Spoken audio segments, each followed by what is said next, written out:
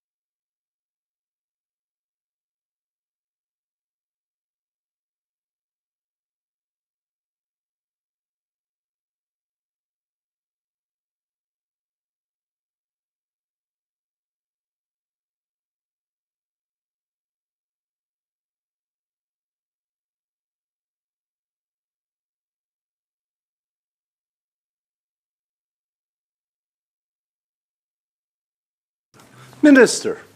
Thank you, Chair. Just wanted to clarify if the member was looking for the actual expenditures over the last 3 years. Mr. Chair, through yourself. Correct, Minister. Member, yes.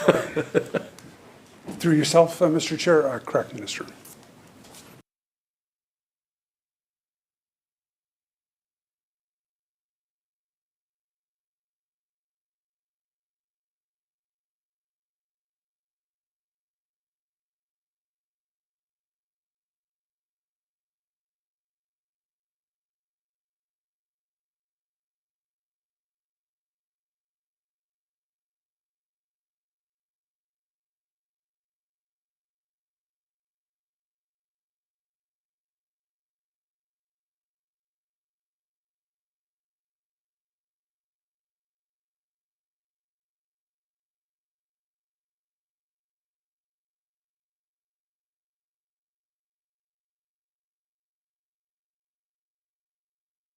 Minister.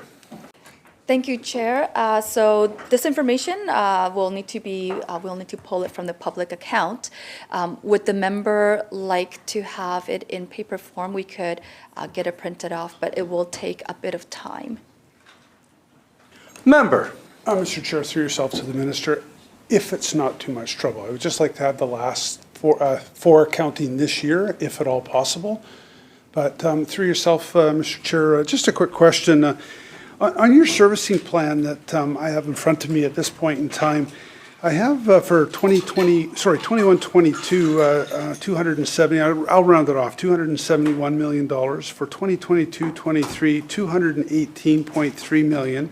2023-24, $221.8 million, and 24-25, $222 million, 400,000. So just a quick question through yourself, Mr. Chair. We're all experiencing costs increasing, including municipalities, and I'm just curious as to why the minister's outlay has been literally held flat over this period of time that is projected. Thank you.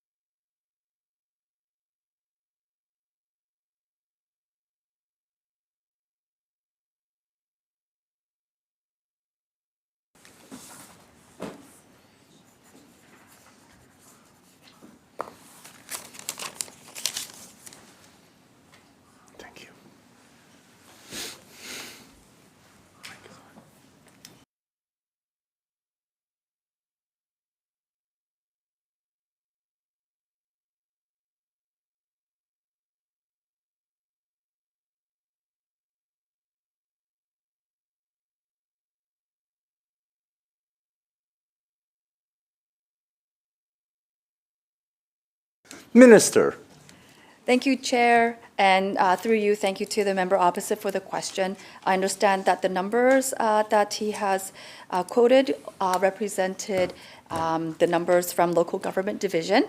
And so I would also like to add that throughout the various years that we have added to the support for local governments, such as the Growing Communities Fund. We had $1 billion for 188 of our local governments, as well approval for ISEP, the Investing in Canada Infrastructure Program for over the years, and as well COVID Safe Restart Program to assist local governments during that difficult time.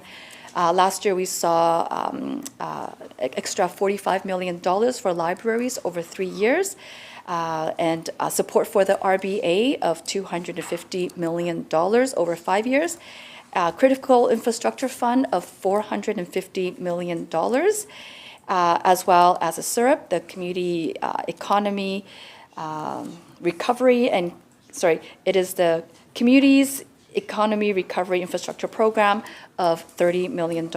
So we do have a lot of other programs and supports in place for local government.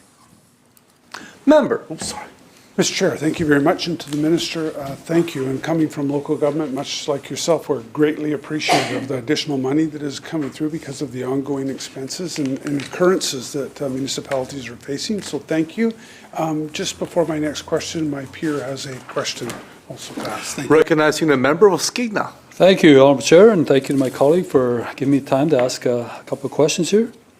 The revenue benefit alliance was a promise made by a lot of political parties back in 2017, and this past budget has actually recognized it as $25 million a year for 5 years for, I think, 21 municipalities from Haida Gwaii to Kitimat.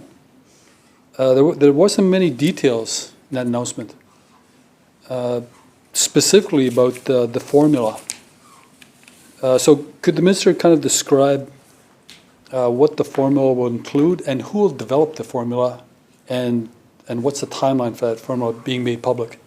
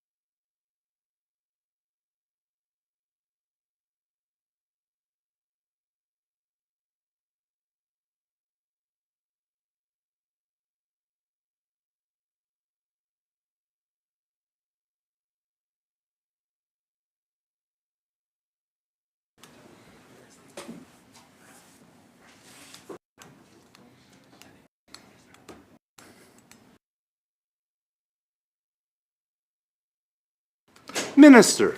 Thank you, Chair, through you to the member across the way. So just to make sure that we understand the numbers, it is 50 million annually over 5 years, so it's 250 million altogether. Yes, 50 million. So it's extra good use.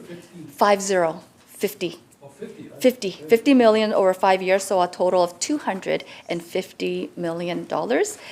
And so building a strong, sustainable, innovative economy is a priority for our government in all parts of the province.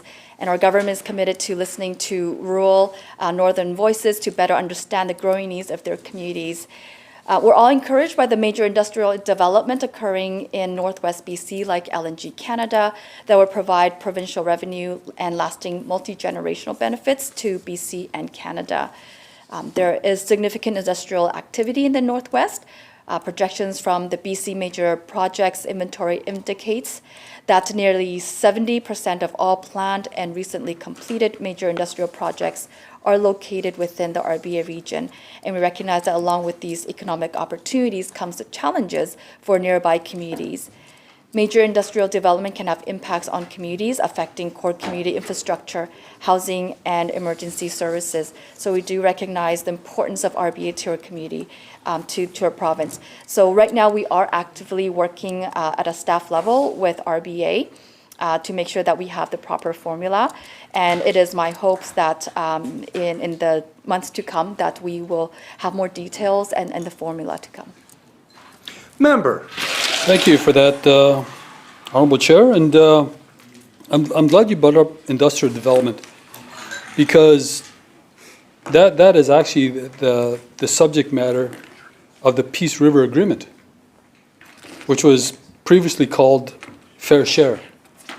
And there was comparisons to that over the last 7 years in terms of why these communities under the RBA deserved something similar. But the criteria for the Peace River Agreement, amongst other criteria, is actually based on the taxation generated through industry. Now, it's no secret, Kitimat holds a lot of the industry. It generates a lot of revenue for BC. We got the aluminum smelter that's been there for the last 70 years.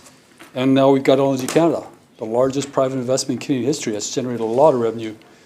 But then we have a lot of other communities that don't have industrial development, that don't generate the same industrial taxation. And thus the question, is the formula going to be based on an agreement like the Peace River Agreement, where certain communities generate a lot of industrial taxation where some are not?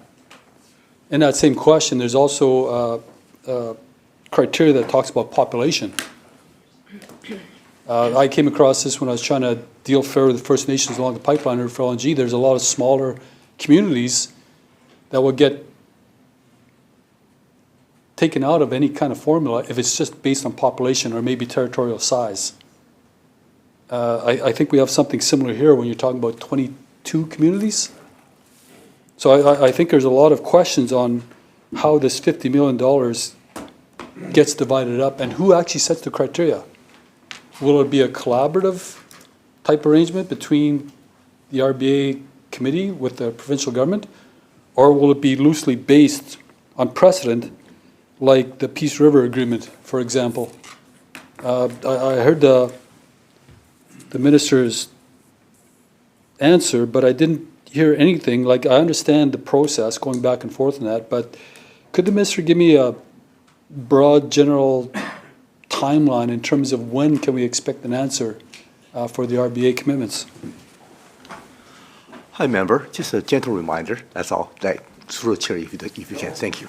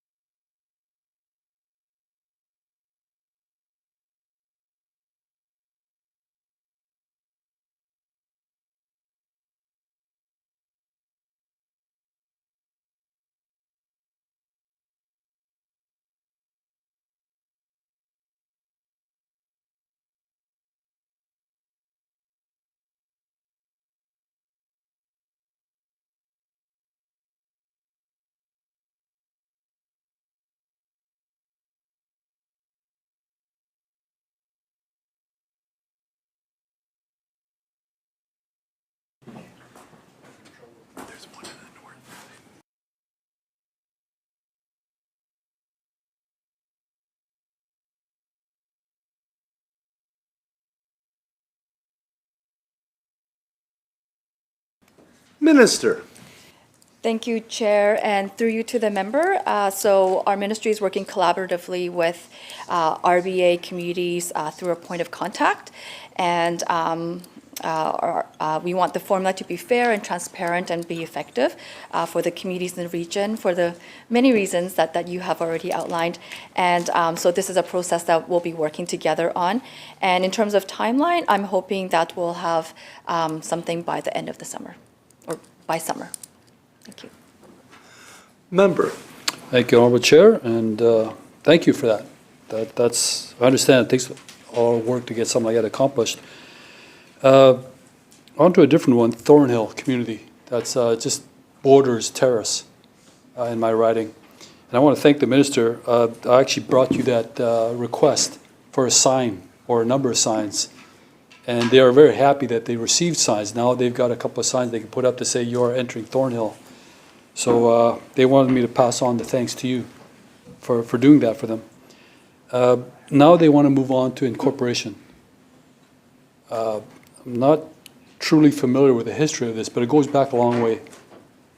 And they would like to actually get some consideration and collaboration with your ministry to talk about expediting the incorporation process. And I'm not sure if they've actually reached out or submitted any applications to your office, but can I request that the minister, through the chair of course, please reach out to the Thornhill representatives and start entertaining the idea of incorporation. Okay, and that's not a question, Honorable Chair, it's more of a statement. The real question I have is in relation to McDonald's in Kitimat. Just this past year, they needed a permit from Minister of Highways that was outstanding for a few months. So they asked me to talk to the minister and see if we could get this permit going, which the minister did. He kindly got to the bottom of why it wasn't being issued. They got it issued. And now McDonald's is thriving already. They've only been open like a week. But the problem is that the highway jurisdiction ends right at the intersection of getting into Kitimat. And apart from the road that goes down to my village, in the municipal side of the jurisdiction, a faded crosswalk exists that nobody can see. There are no crosswalks or pedestrian lights on the highway leading up to this intersection, and there's no crosswalks to actually cross the municipal road or the municipal highway. And so just recently, the local school there, St. Anthony's School, they went out and they actually walked along that road where there's no sidewalks, there's no pedestrian crosswalks, there's no lights, and they made their way to McDonald's across the highway. And there's lots of people now walking up along that road and on the highway and actually going to McDonald's. It's a really serious pedestrian safety issue. I've already canvassed this with your colleague, Minister of Highways, and I guess there's some type of conversation that's got to happen with the municipality. But I would request that the Minister of Municipal Affairs actually gets involved with the conversation, because we need something quickly. And through the chair, of course, I think this is more of a request again. It's not really an answer, unless the minister wants to answer to any of those 2 points, incorporation and pedestrian safety for McDonald's. Just a gentle reminder for both minister and a member. I appreciate a cordial conversation. It's great, but again, through a chair, please.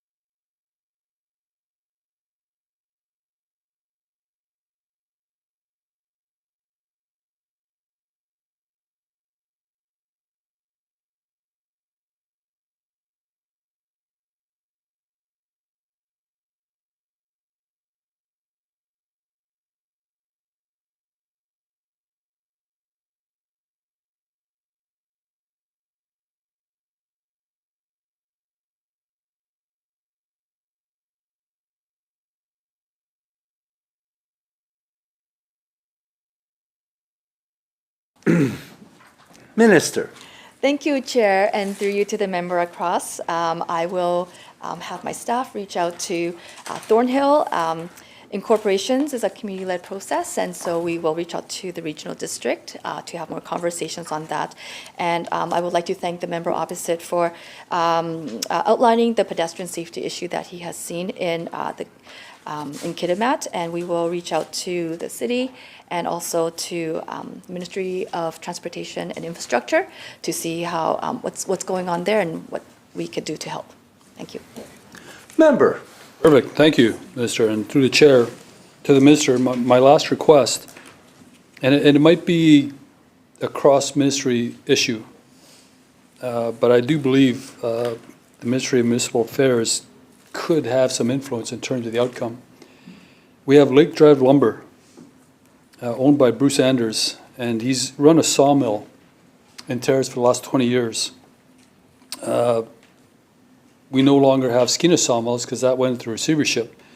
So all the wood is now leaving our territory and going to other sawmills across BC. We've got this small little sawmill, but very significant in terms of economic activity and in terms of the product. Their lease is ending after 20 years, and they've got no place to go. They've got a few issues that they'd like the province to actually consider helping them out with. One is the availability of Crown land that is not encumbered by third-party interests. The other request they have is just across the road, there's an abandoned city dump on Killam Lake Road, and it's pending remediation. Well, there's a portion of that land that in question that does not need remediation. The local municipal government understands this. And so what the request was could they utilize that portion of land that does not need remediation? And the city council said it's out of their hands. If anybody has the authority to make that decision, it's the provincial government. So if they don't find a location, basically within a few months, they got to shut down. And they've tried everything they could to find a solution. They couldn't do it. So they reached out to our office, and I've already talked to the Ministry of Forests about this, about any assistance they could provide. But in terms of a municipal dump being remediated, I think there's some collaboration between the ministries. So I'm going to ask the Minister, through the Chair of course, could the Minister intervene and help find a location for Lake Drive Lumber to continue operations?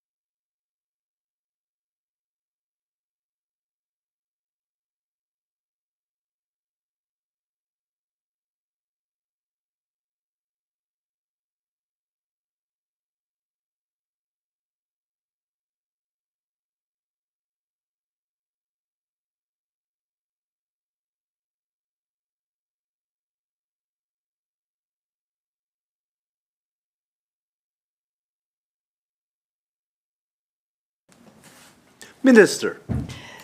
Thank you, Chair, and through you to the member. So thank you so much for the attention. And so we're committed to following up with the Ministry of Environment and Forest. Thank you. Recognizing the member for Penticton. Mr. Chair, through yourself, to ministry and staff, accept my apologies, but with the three houses being open, we're all trying to juggle positions, as I'm quite sure you folks are. So if we could just switch over to community gaming grants while my peer from Prince George Valemont is here and has the opportunity. So thank you. Recognizing the member for Prince George Valemont. Well, thank you very much, and good afternoon, Honourable Chair. I'd like to ask questions about 3 categories of gaming grants. I know that my colleague, and I appreciate him offering me the opportunity to ask some specific questions. I know that he's going to come back to the issue of gaming grants, I think, at some point. But I'm wondering if the minister can provide me with a sense of how an organization is deemed to be regional or not in order to qualify for the regional portion of a gaming grant. I'll use as an example a grant that was actually rejected in my community, and the organization is undoubtedly regional in nature. So I would be very interested in how the largest cultural institution in northern British Columbia that works actually beyond the borders of Prince George, their work is definitive by nature. It is regional, and yet it was not. It was rejected as a regional grant. I was surprised and disappointed by that. So perhaps the minister or her staff could explain what the definition of regional is when you are serving more than, well, probably a third of British Columbia in terms of geography.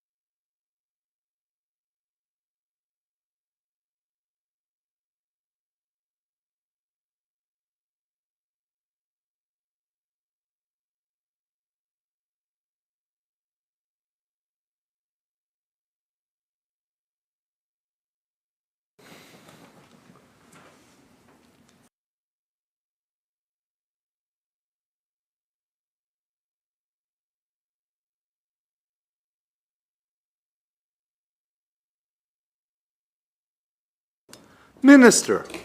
Thank you, Chair, and through you to the members' question. Community groups who have applications would not be rejected because they were in the wrong category of regional or local. There must be some other issues, and we're very happy to support the community group in understanding where their application lies and perhaps what may be some of the issues with their application, and our staff is always here and open to help with that. Thank you. Member. Sorry, while I appreciate that answer,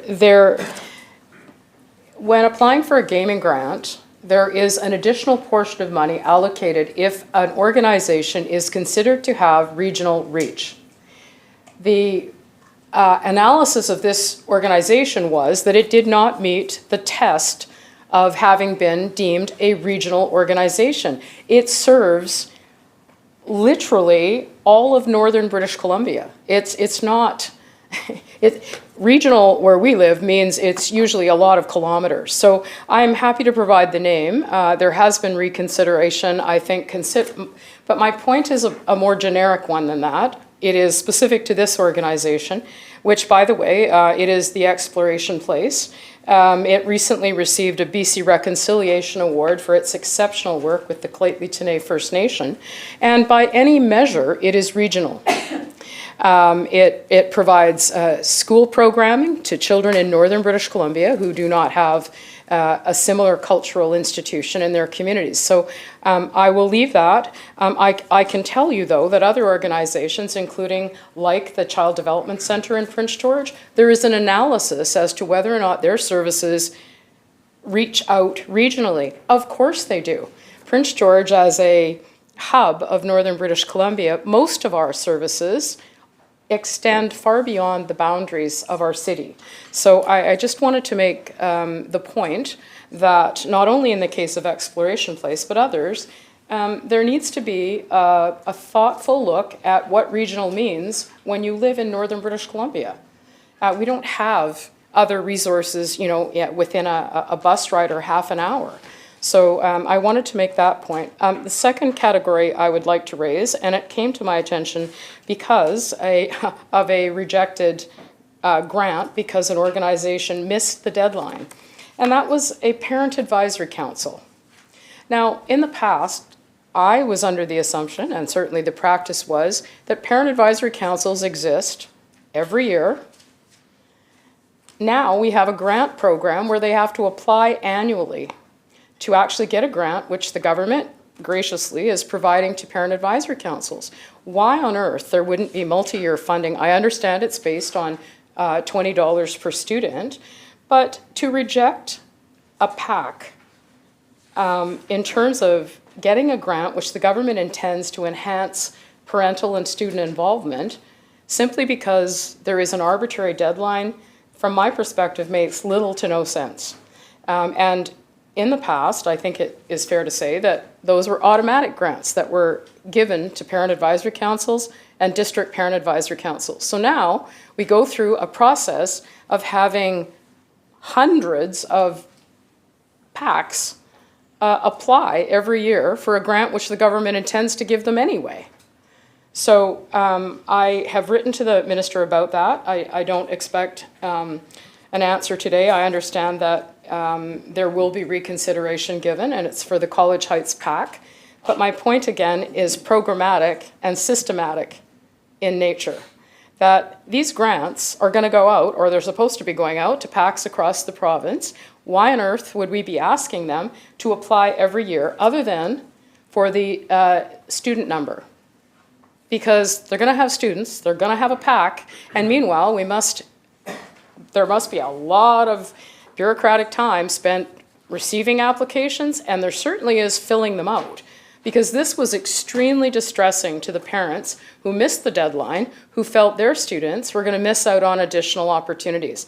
And I'm not here to excuse the fact that they missed the deadline, but I am here to say that from my perspective, probably not necessary to penalize students in a school because their PAC missed a deadline for a yearly application that should be fairly routine from my perspective. So I will leave that category. I just wanted to make sure that the minister was aware of the anxiety that causes to parent volunteers when they feel like they've made an error and their students are going to lack the benefits that other kids get.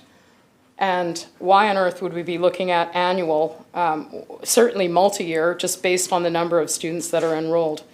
And the last one causes me really significant concern because we were at the point, and again, these are categories. There are specific grants that have prompted these points today. But we were contacted by numerous seniors organizations, not just in Prince George, but in other parts of the province because of my critic role. But changes that were made to the program, the granting program through gaming grants related to food have caused enormous distress. And when you think about who runs a senior center, typically it's seniors. They're volunteers and they're doing their absolute best to create places often of refuge, of support, programmatic things to, we saw what the pandemic did to seniors in this province. So we had 2 senior centers that were literally at risk, and I would be the first to acknowledge that relying on gaming grants is a real challenge for nonprofits at any point. But these seniors organizations, and the answer is always, we're happy to help you, we'll sort this out, but it ends up being, we were at risk of losing 2 senior centers in Prince George who were going to close. And that's hundreds of people who rely on their meal, their company, and their programs. So I did want to raise the fact that the transition from whatever the grant program was before, it involved the sale of food that somehow had to be aligned with a health program or some sort of wellness program. All of us know that one of the major functions of senior centers is actually ensuring seniors have healthy meals every day when they can't do them themselves at home. So inherently, there is a need to provide meals in senior centers. So I just wanted to raise those issues on behalf of organizations in my community. I can certainly provide names of the 2 organizations that we wrote a letter on behalf of, but I simply wanted to raise the issue of parent advisory councils and in particular College Heights PAC, and the fact that senior centers and the transition and the changes in guidelines about how you could apply have an impact on the ground. And that's deeply concerning to me. As I said, I acknowledge that reliance on gaming grants shouldn't be the answer to all of those issues. There needs to be a look at how we actually provide core funding for seniors in British Columbia through those organizations, and that's certainly something that I will have discussed with the Minister of Health. Anyway, thank you, Honourable Chair. I will leave those with the Minister. I will look forward to hearing about the College Heights PAC reconsideration and also any further comments the Minister might have about senior centres.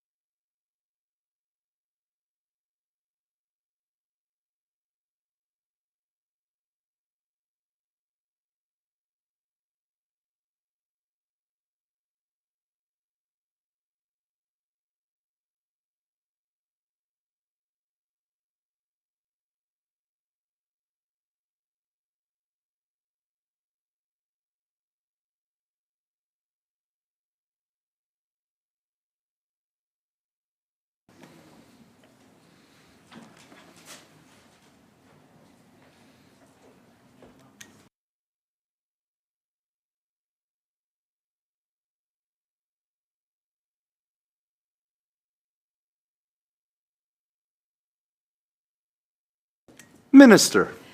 Thank you, Chair, and through you to the members. So yes, we will continue to work with PAC advisory councils, and so College Heights is going through the reconsideration process, and we will be in touch with them. In terms of the senior center, food for cost is not eligible for community gaming grants, but there is a transition through you, Chair, to the member that we are supporting senior centers to a transition from food for cost to food at no cost, so that they are eligible for the community gaming grants. Thank you.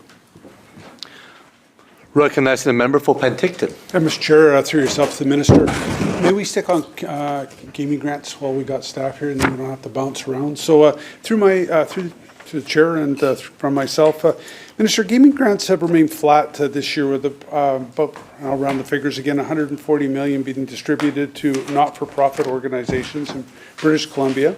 So 2024, 140 million, 2023, 140 million, round numbers again, but very close. 2022, 140 million. 2021, 140 million with over 5,000 recipients. 2020, 140 million with 5,100 recipients. I don't have the figure for 2019, but I understand there was over 5,000 recipients also. And in 2018, 140 million with over 5,000 recipients. So adjusting for inflation from 2017, it should be at approximately $171 million for 2024, the last increase coming in early 2017. BC Lotteries and casino revenue, and speaking of casino revenue, maybe we could do like they do and add oxygen to this room, because it gets a little tiring here a little bit. Just a suggestion, so if they're listening. BC Lottery Corporation 2024 forecast is 1.456 billion. 2022-23 is 1.584 billion. 21-22 is 1.211 billion, and 17-18 is 1.391 billion. So there's been approximately a 21% increase in net revenues over that period of time, with the gaming grants remaining flat. So just through yourself, Mr. Chair, if we could just confirm that there is expected to be over 5,000 recipients this year, with the Lottery Corporation's revenues to the government remaining flat, with community gaming grants remaining flat at $140 million for disbursements this year. Thank you, Mr. Chair.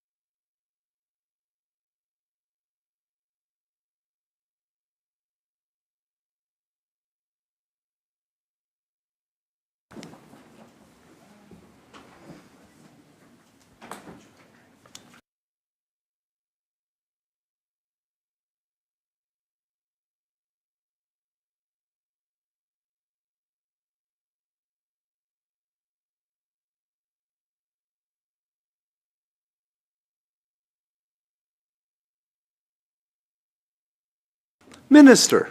Thank you, Chair, and through you to the member. So in 2024-25, the province will continue to support approximately 5,000 diverse groups, 5,000 groups and diverse range of nonprofit organizations that represent 6 sectors, the arts and culture, sports, environment, public safety, human and social services, and parent and district parent advisory council with maintaining our $140 million. And as well, this community gaming grant is committed to considering input from all stakeholders regarding the program, including ongoing consultation with BC Association for Charitable Gaming. Thank you. Member. Thank you, Mr. Chair. And my earlier comment about oxygen in the room was not meant to the on their toes staff of the ministry or the minister. It was just meant that this is and can be quite a stuffy room on a continual basis. So I wish we didn't have to come here. So maybe next year we'll swap and get second floor. So just quickly, thanks, Minister. Could you maybe, through yourself, Mr. Chair, could the minister maybe explain why it is stuck at $140 million since the increases in gaming revenues that have taken place since 18? And just on a follow-up on that, and what my peer from Prince George Valemont had said, you know, when I look at Penticton, Mr. Chair, so Penticton being the center, but that involves literally folks from Okanagan Falls, Caledon, Penticton Indian Band, West Bench, Naramata, parts of Summerland even, and then up Carmi, which is regional districts. So these grants, when they come into an area, they make a huge difference, just not for the municipality or the regional district specific area that they end up in. They benefit the whole area. So we're eternally grateful for, Mr. Chair, through yourself, we're eternally grateful for these grants. But everything's increased, and costs have increased, and to put on what a lot of these not-for-profits do, their costs are increasing dramatically on a continual basis. So just to repeat again, if the minister could maybe explain, to the best of her ability, why it's being capped at $140 million at this point in time.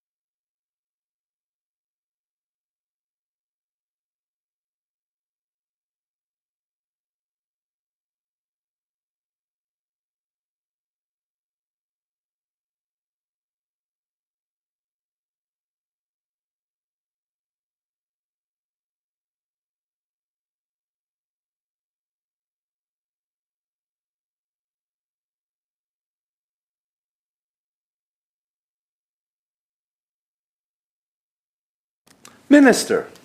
Thank you, Chair, and through you to the member. As we all know, British Columbians are struggling with cost of living right now, and our government has many priorities that we are working on, such as housing, healthcare, public safety, the cost of living, supporting seniors. There are many issues, and so I am happy to say that this year our ministry is able to maintain that $140 million to help communities and not-for-profit organizations, and that maintenance will be helping the 5,000 not-for-profit organizations this year. Member. Mr. Chair, thank you, and through yourself to the minister. Organizations, and addiction is not the right word for what we're facing in BC right now, but these organizations get used to having the opportunity to have a grant at a level. And again, I just reinforce it, they're faced with ongoing costs through yourself, Mr. Chair, not only inflationary costs, but sometimes far exceeding inflationary costs. And I would just like to ask if there's any way that the minister could put a word in for those organizations, and I would assume that that's going to finance. But what it does is that with more and more requests coming in, with the grants being capped at $140 million, if there are awards, the awards are going down in size to the various individual not-for-profits. So I would just ask again if the minister could review this and take a look and discuss with finance about the conditions that these individuals and these not-for-profits are facing on a continual basis, just as the government is facing. But these are the folks that keep communities engaged, and I had heard the minister talk about the senior center, and we have a phenomenal senior center, Mr. Chair, through yourself in Penticton. But I'll give you an example. When I left the city of Penticton, the average age was 64. And to be frank, I don't think it's decreased any. We are a well-known area for retirement and an area that people like to come, and that's why the populace and people are living longer, and the populace at that age is utilizing individual places, Mr. Chair, through yourself, like the senior center, but their costs continually rise. And when I see gaming grants going up, and again, I realize I can read between the lines, but I would like just to see if the minister could, on behalf of all the organizations that put these requests in, lobby finance to see if we could get at least an addition, a cost of living adjustment to the various organizations that put these grants in on a continual basis. Thank you, Mr. Chair.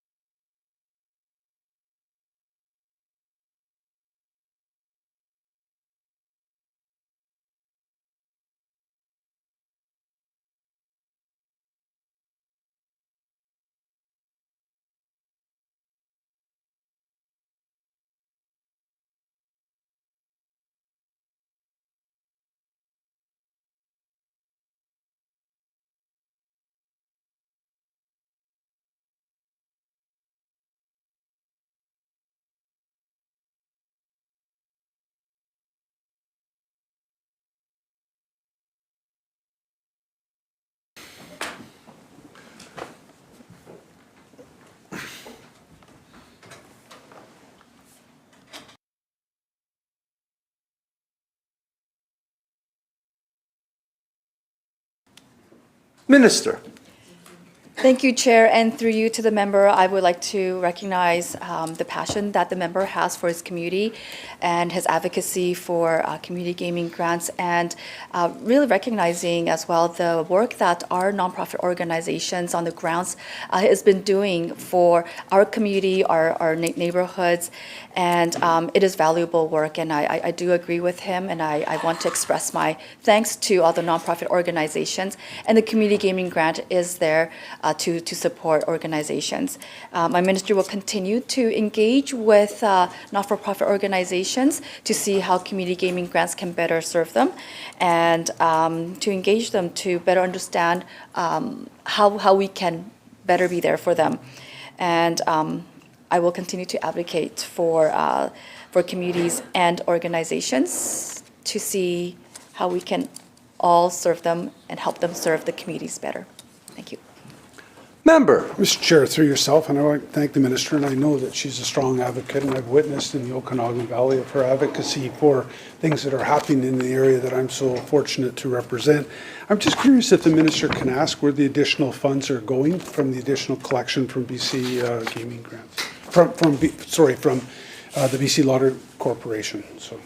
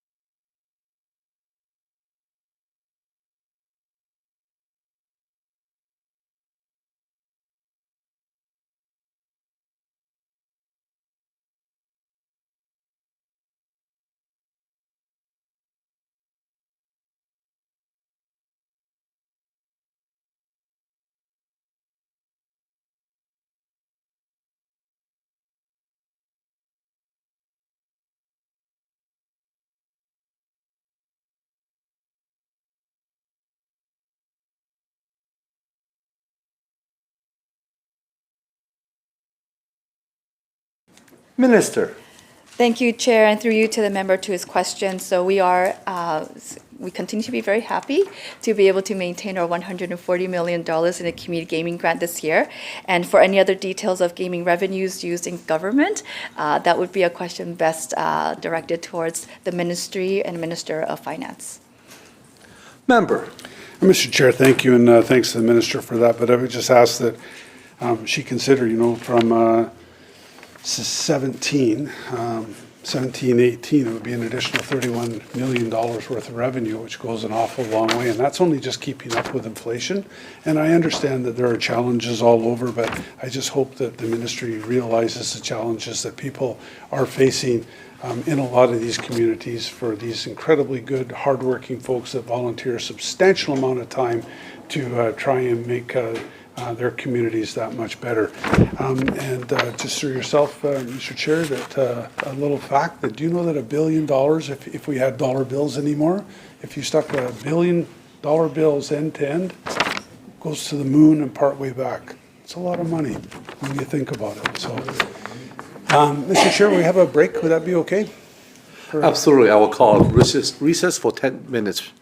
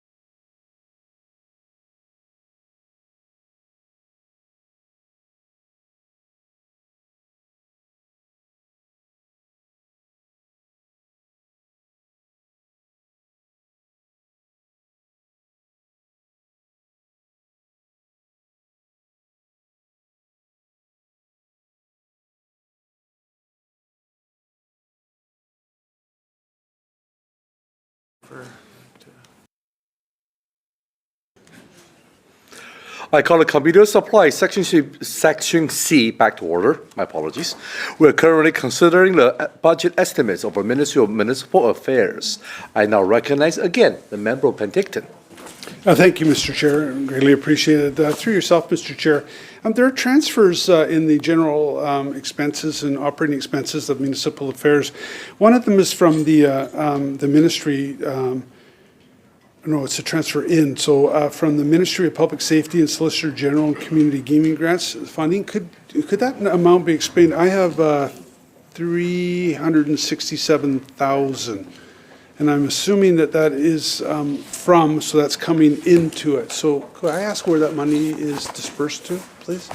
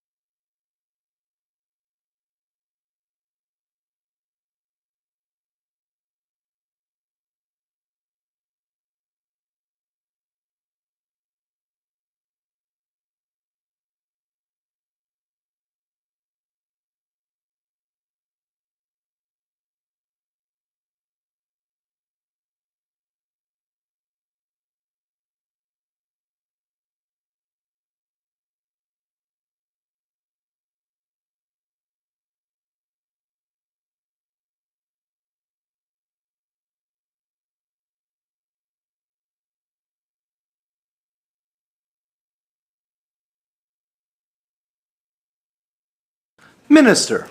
Thank you, Chair, and through you to the members. So with that disbursement, we are welcoming 3 staff into our ministry from PSSG for monitoring and compliance associated with the community gaming grant. Member.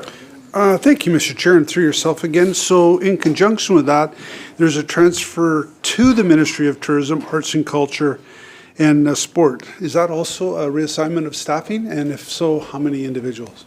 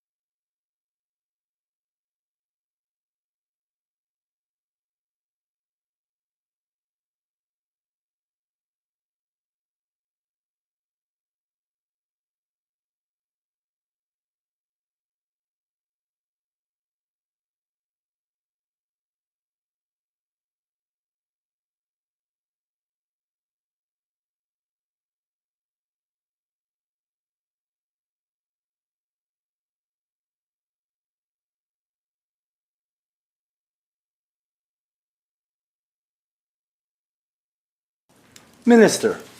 Thank you, Chair, and through you to the member to his question. So for this particular one, there's no reassignment of staffing. This budget readjustment is related to our Management Services Division, which serves 4 ministries. So we're sharing staff between the Ministries of Labor, JEDI, Tax, and my ministry, Municipal Affairs. Member. Mr. Chair, through yourself, and so just reading though, on page 212 of the estimates, it says for transfer to Ministry of Tourism, Arts and Culture and Sport, it says reassignment of staff and funding.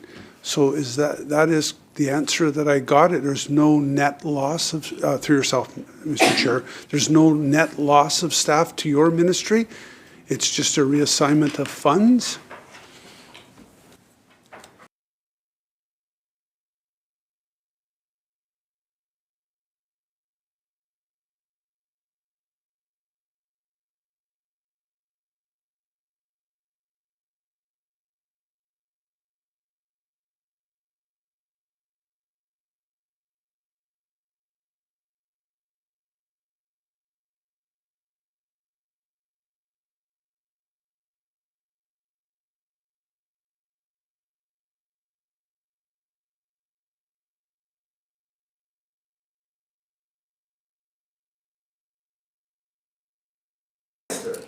Thank you, Chair, and through you to the member. So there is no net loss to Staff Management Services Division, just a realignment of where the funding sits. Member. Mr. Chair, through yourself, so there is an increase in support services from 9.14 million to 10.035 million in this budget. Could the minister and staff just explain what that is incurred by, I should say? Sorry. Thank you, Mr. Chair.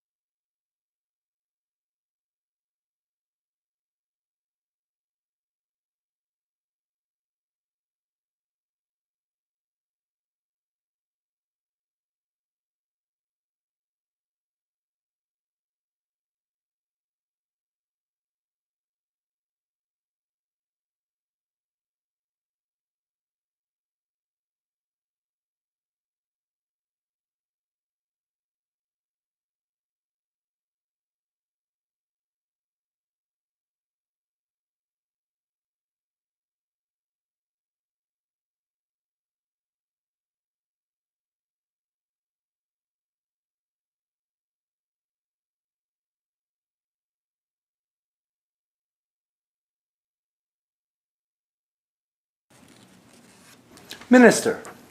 Thank you, Chair, and through you to the member. So the majority of that increase was due to shared wage mandate, the negotiated wages for staff and included and excluded staff. Member. Mr. Chair, thank you. And I already assumed that, Mr. Chair, and through to the staff, well-deserved, and I fully understand that, but also those out in the sectors of municipalities and regional districts are also looking for the possibility of an increase because of their face on it. And again, I just want to say those increases are well-deserved, but also I would just hope that the government takes a look at what is happening out in the municipalities and regional districts and ensure that maybe in the future that there is something additional for those individual communities and regional districts to help them make a bit of a difference. So thank you, Mr. Chair. Through yourself to the Minister, this is regarding the university endowment lands. Is there a change of staff? Do you want me to wait, or is there, I can ask the question then? It has a substantial increase this year, increasing from about 833,000 in 2023-24 to 24-25 to $4.833 million. If through yourself, Mr. Chair, if I could ask the Minister what that increase is about and where that money is going.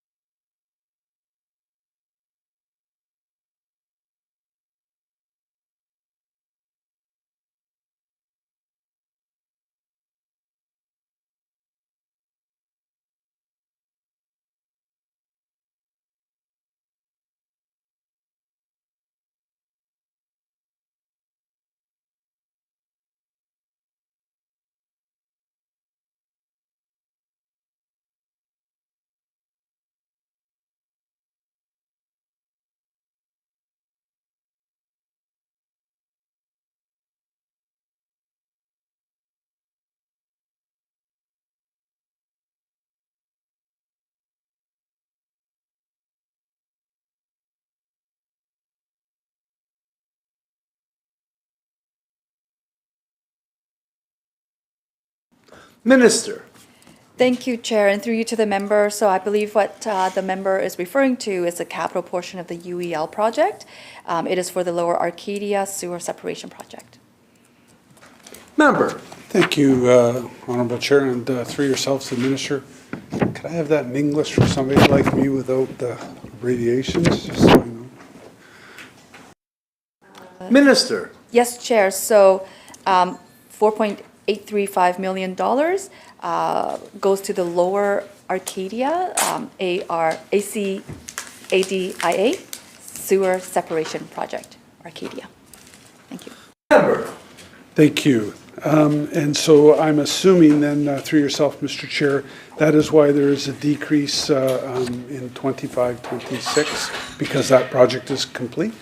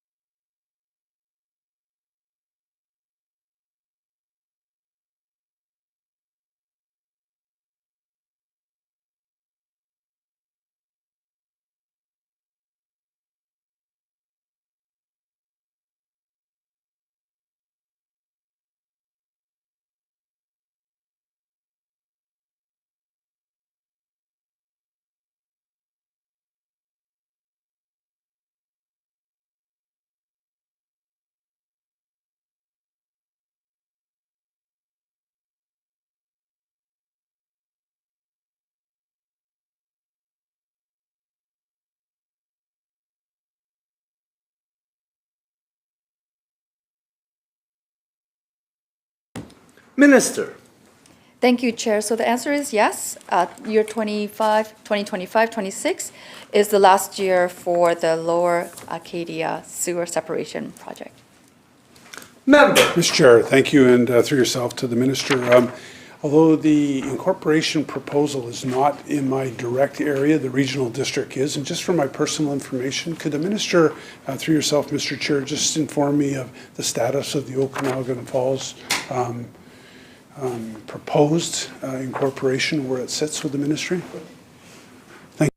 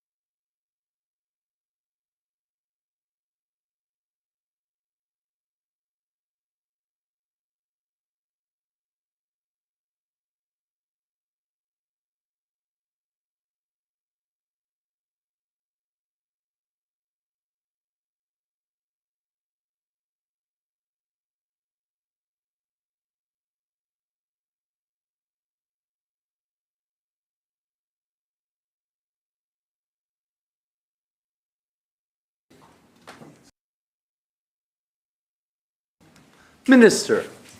Thank you, Chair, and through you to the member. The incorporation study began in September 2023 and is overseen by a volunteer study committee that guides the work of consultants retained by the regional district.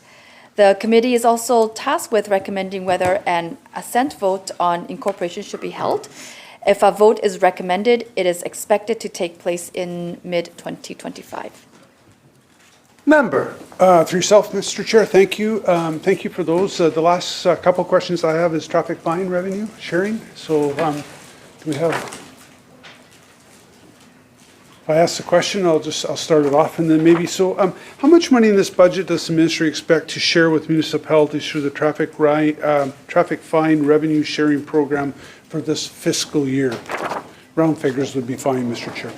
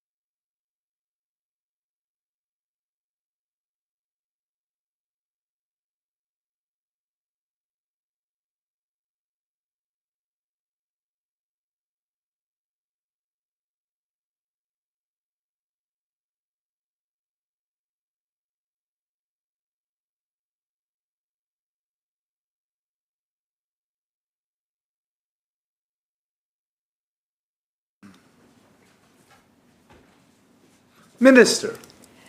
Thank you, Chair. It is $64.4 million in the traffic fine revenue sharing this year. Member. Mr. Chair, through yourself and to the minister, does this revenue sharing include revenue from red light cameras and photo radar cameras that my understanding have been recently installed in more than the locations that I was quite aware of? So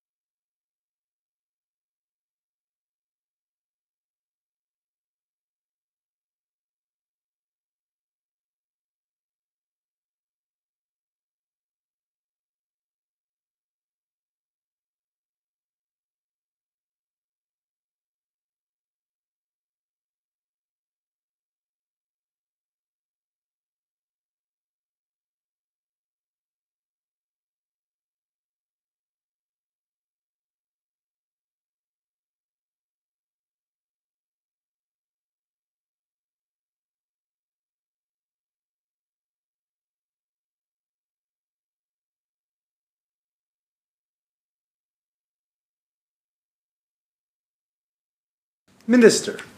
Thank you, Chair, and through you to the member, the answer is yes. It is 100% of the net traffic fine revenue. Member. Mr. Chair, thank you. And just in closing, through yourself, Mr. Chair, I just want to thank the minister. This will be my last estimate in this wonderful institution that we call,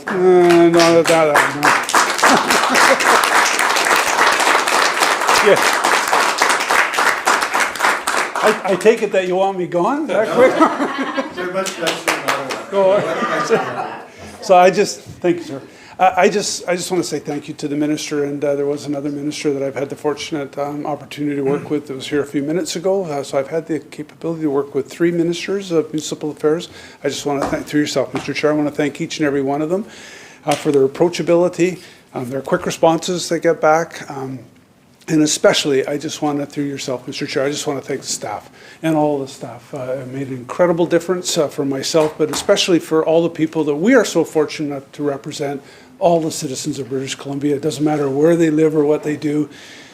Ministries like yourself, Mr. Chair, through yourself, to the minister, make a huge difference, and especially to people that get elected at a council or get elected as an MLA, get elected as a regional district member. It makes a huge difference to be able to have that accessibility to the ministry, and it makes a huge difference to the people that they represent. So, Mr. Chair, thank you. Thank you, Minister. Look forward to seeing everybody ASAP, and we got a bill coming up, so I'll see you there. So, thank you. Recognizing the House Leader of a third party. Yeah, thank you, Mr. Chair, and it's nice to be here in Budget Estimates. Minister, nice to see you. Last spring we celebrated the investment of the Growing Communities Fund. It was a one-time grant of $1 billion. Since then, it's been referenced several times in terms of the contribution that the provincial government's made to infrastructure. Does the minister have a sense of the infrastructure deficit that exists here across the province of British Columbia?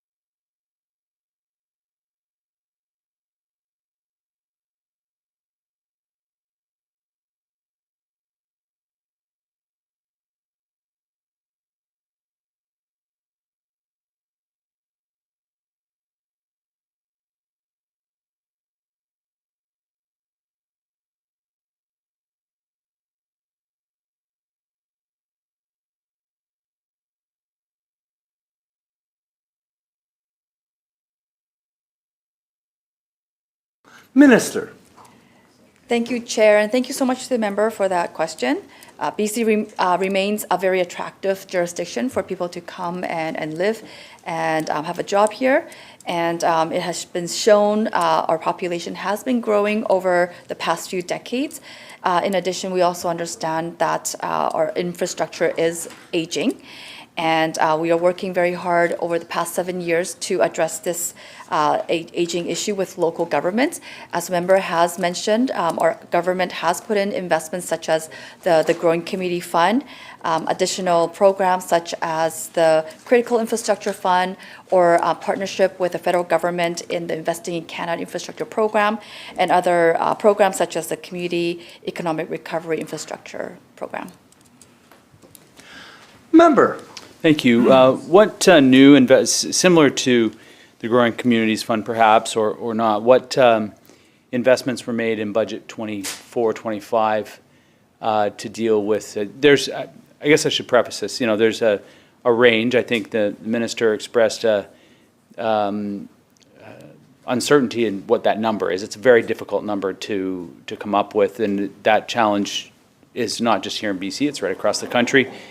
The estimates range from about $110 billion to about $270 billion for the entire country in terms of the infrastructure deficit. We know, and from local governments, we know that we're experiencing infrastructure deficit, aging infrastructure, and we're putting more and more people on top of that infrastructure. And so, you know, part of the good planning would be to understand what the impact of those people on top of those systems is going to be.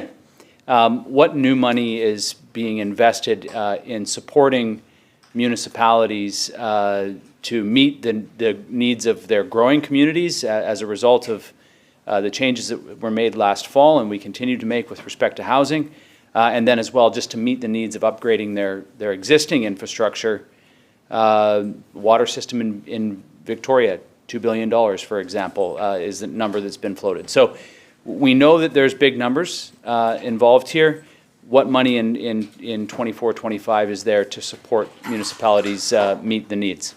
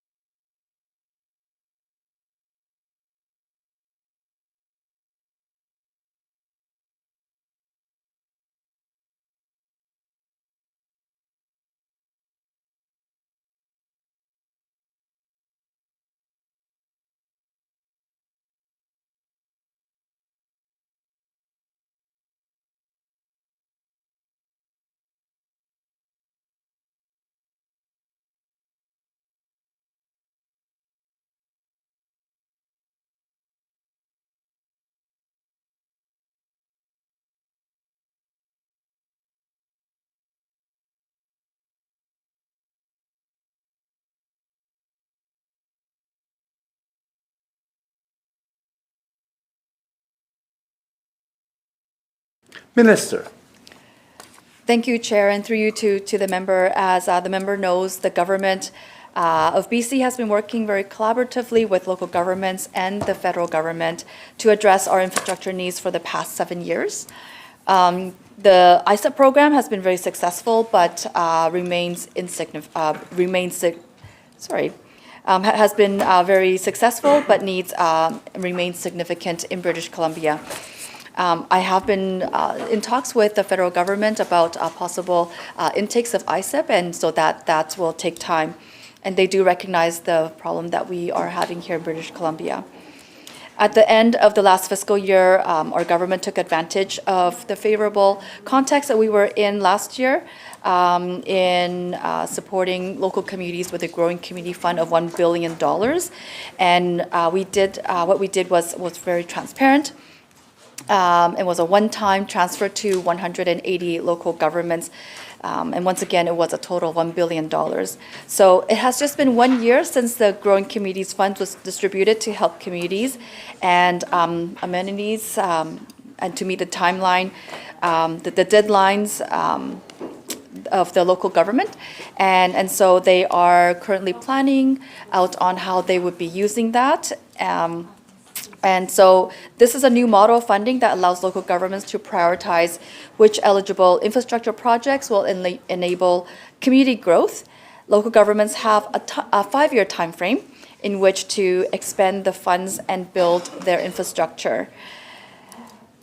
We are receiving, with the audited financial statements for 2023, the first reports on how the funds are being prioritized by local governments. The province will examine the results of this program to inform future actions. Other programs, such as the federal provincial ISET program, have also provided funding towards local government infrastructure projects.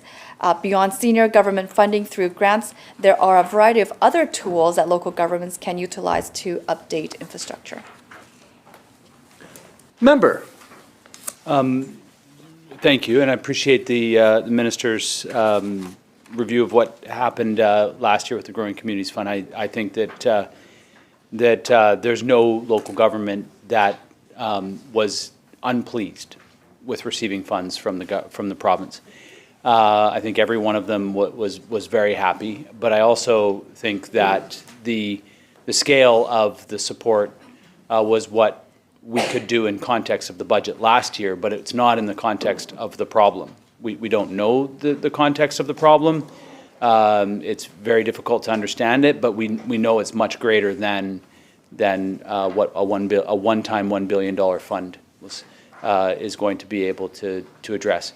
I will say that the conditional granting programs that we see with the federal and provincial funds, as a former local government person, they really drive the priorities from the Crown governments, the provincial and federal governments, down to municipalities, and the Growing Communities Fund actually turned that upside down, and it allows for local governments to drive the decision-making based on their priorities, and that, I think, was also very much appreciated by municipal councillors to be able to, they do a wonderful job of planning, both from a strategic planning and a budgeting perspective. So being free to make those decisions about where that money goes is wonderful. Am I to then assume from the minister's, is it correct for me to assume from the minister's answers that there is no new money for infrastructure in budget 24-25?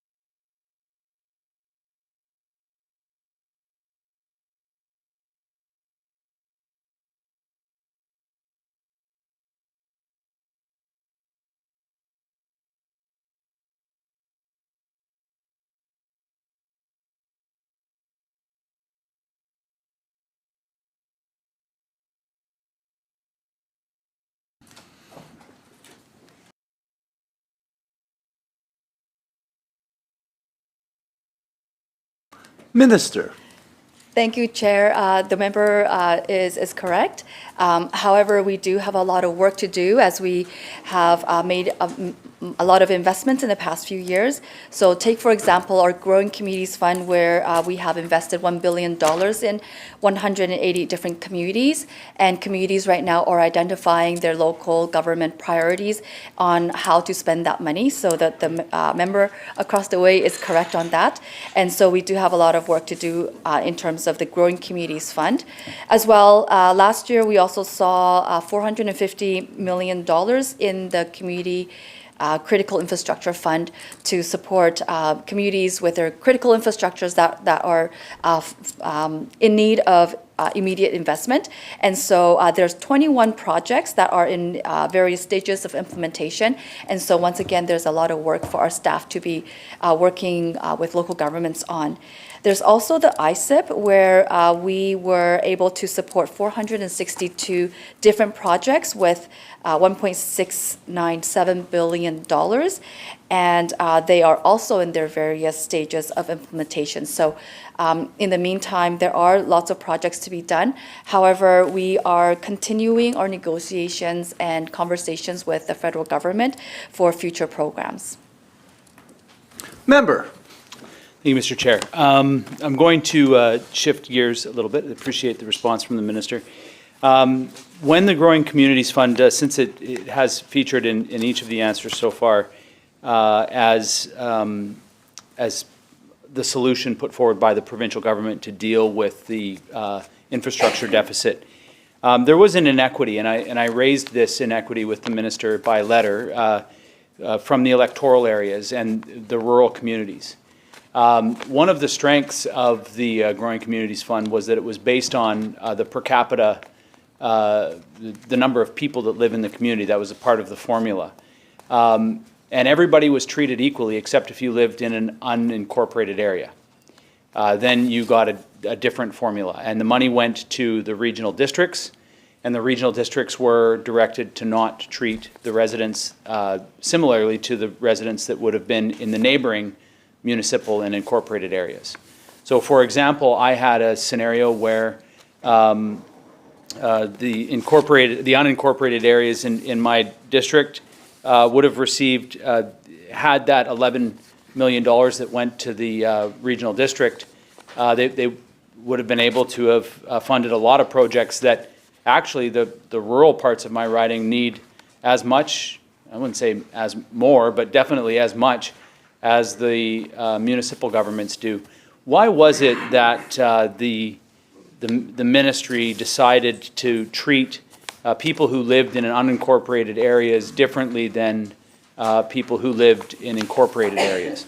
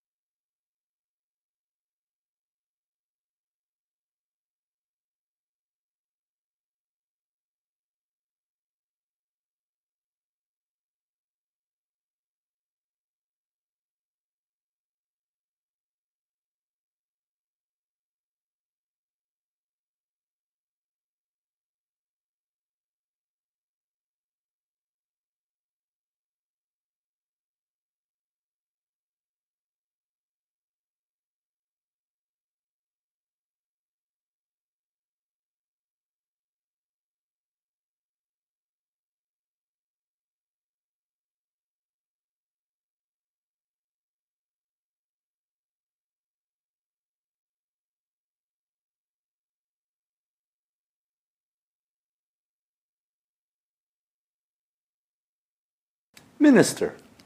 Thank you, Chair. And so our ministry, we heard from local governments that they are best suited to make decisions that prioritize the use of funds in their communities. And so that is how the Growing Communities Fund was formalized. Just wanted to provide a definition for those who may be listening. So incorporated areas are areas such as those with municipalities, and unincorporated areas are electoral district and regional districts. So regional districts are responsible for the services within their electoral areas as well as regional services, which varies depending on the regional district. Regional districts are not responsible for funding municipalities, and municipalities fund their respective services through property taxation, fees, and development finance tools. The Growing Community Fund used a method of allocation to regional districts that consider rural and municipal populations and population growth. And in that way, we wanted to make sure that as smaller communities did not have the population and the tax base to support their growth, that the formula was to favor smaller communities so that they have more funding per capita than those of greater communities. Local governments have the autonomy to make these decisions, and we respect that. And regional district boards includes representatives from the electoral areas as well as municipalities, and it is up to these boards to make decisions on expenditures. Thank you. Member. So, thank you for the response. The Capital Regional District is made up of 3 electoral areas and 13 member municipalities. There's a voting formula of those member municipalities. Larger, more populated municipalities have more votes. And smaller municipalities will just have like a mayor or their appointee, a single vote. The electoral areas directors have 3 votes, one vote each. There is no chance for those interests to really be reflected at that board. I'll say there's limited chance for those interests in the rural areas to be reflected. Effectively, what happened was municipalities, as the minister described, were granted a certain percentage based on their population, and then their representatives went to the regional districts and then had a second pot of money to make decisions about. The electoral area directors had to argue with people that already had the funds that the minister has repeatedly said is making decisions currently about how to spend it. Let me give you an example. Mechosen, a semi-rural CRD municipality, this was in the letter from my colleague, the CRD electoral area director in my riding. Mechosen, a semi-rural CRD municipality with a similar population as the Juan de Fuca electoral area, received $2.4 million in this fund. Mechosen's an incorporated area. Juan de Fuca is an unincorporated area. Mechosen has a growth rate under 2%. The Juan de Fuca electoral area has a 19% growth rate. So based on the minister's answer, just previous answer, there is an inequity. If it's based on growth, there is an inequity in the formula. It was pointed out, the electoral areas directors were denied. And this isn't just in Saanich North and the Islands or the Capital Region. This is every electoral area director in the entire province, because when I was at the LGLA, we were talking about this with the electoral area directors. In many respects, the infrastructure is older, more broken down, and more disrupted in those communities than the larger communities as the minister described. In my riding, the Southern Gulf Islands riding, with a 15% larger population than Mechosen and a 27% growth rate, the funds would have exceeded $3.7 million, but it didn't. That wasn't what the funds that were given. So there, the question about why the inequity, the minister claims that the reason for it was based on growth. Really, there was a decision that was made to treat the citizens that live and pay taxes in electoral areas lesser than the citizens that live in municipal areas. In fact, what ended up happening with the formula was that the minister granted the citizens that live in incorporated areas access to two decision points. The decision point about what was going to happen in their municipality, and then when their representative went to the CRD or to the regional district, another decision point about how to expend resources. The people that were represented in this province by electoral areas were not given such representation.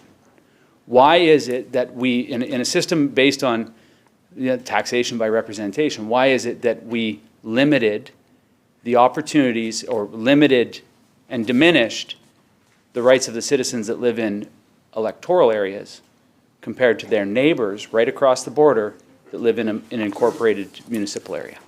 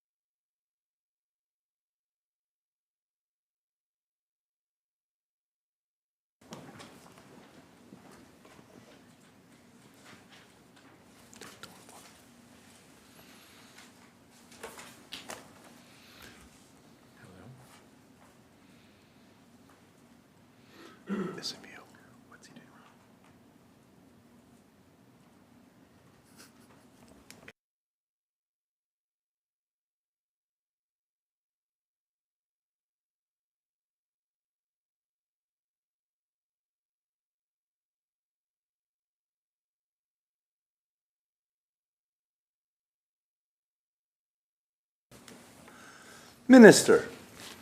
Thank you, Chair, and through you to the member, thank you for that question. For regional districts, the funding recognizes that rural regions face a particular challenge in form of relatively high cost of service delivery due to three factors: lower population density, larger distances that must be traveled by service users and providers, and small numbers of people in any location that preclude economies of scale. However, regional district boards are expected to allocate the grant to projects as necessary to support growth, regardless of location within the regional district. And board members need to act in the interest of growth in the region.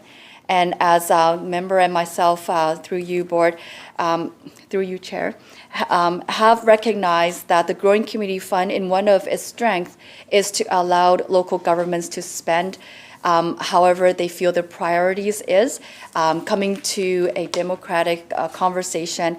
And so once again, I would like to emphasize that board members need to act in the interest of growth in their region. And I have faith that regional boards are able to do that.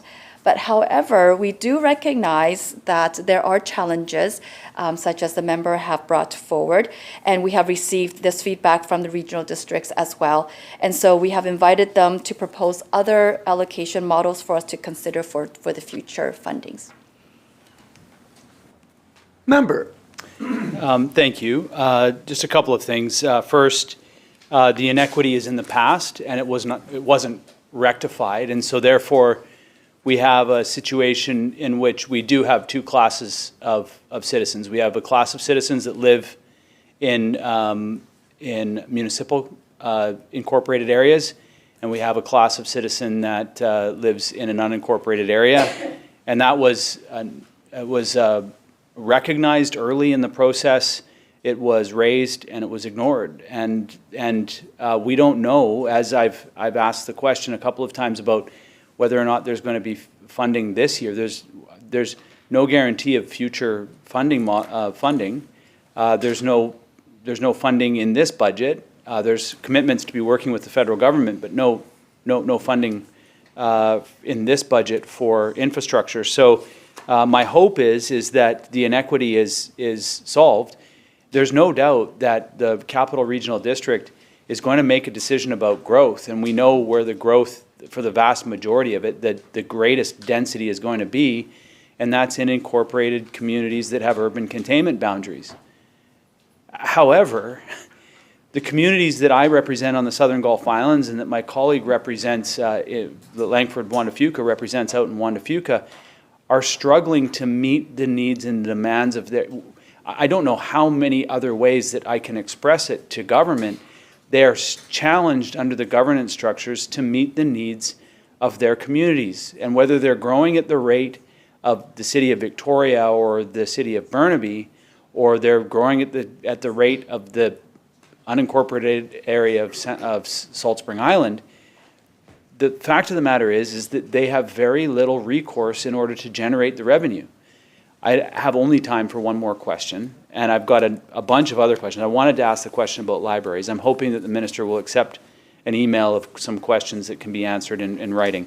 But I'm just going to cap this series of questions with, and I'm not going to ask about the improvement districts. I get it. I've heard the response in improvement districts. However, there is a part of the improvement district question that I do want to ask, because as the improvement districts look to provide those services that could have been allocated by a CRD director, as an example, some of those funds in order to support, that could have been a decision that was made had those CRD directors had access to revenue from the Growing Communities Fund. We've got a situation where we've got improvement districts that, under the 2006 Improvement District Manual, provincial financing is available to only those improvement districts providing fire protection or street lighting, as the province collects tax on behalf of these improvement districts under Section 711 of the Local Government Act.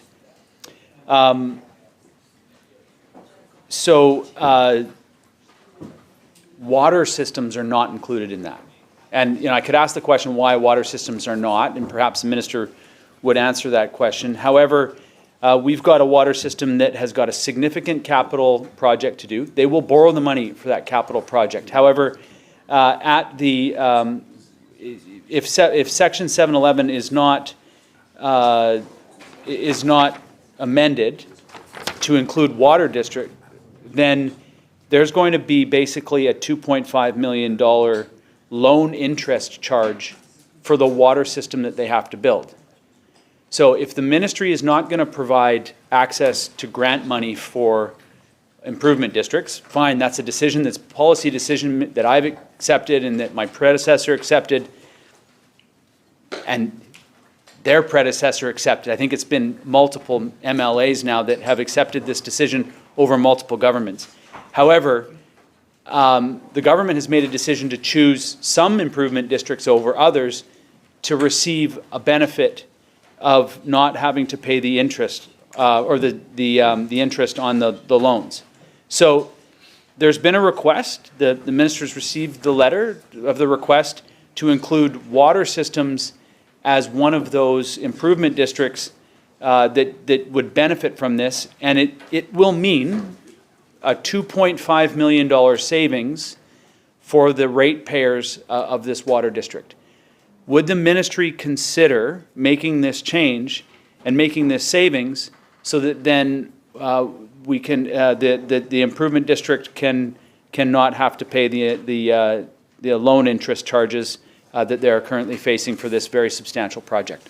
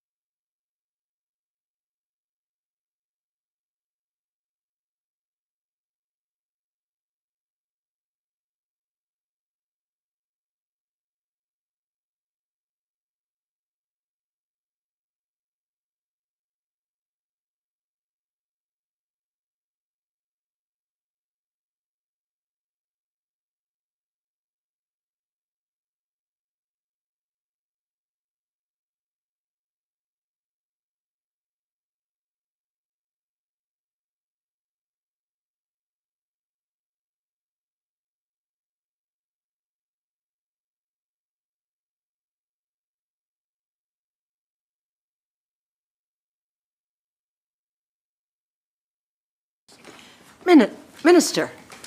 Thank you, chairs. Yes. So the current legislation provides improvement districts with significant autonomy to conduct operations with deliberate oversight from the provincial government. Improvement districts interested in improving options for financing are encouraged to pursue existing avenues such as reaching out to commercial lending institutions. Improvement districts should also ensure that development finance tools such as capital expenditure charges are up to date so that new development pays for fair share of the infrastructure that benefits them.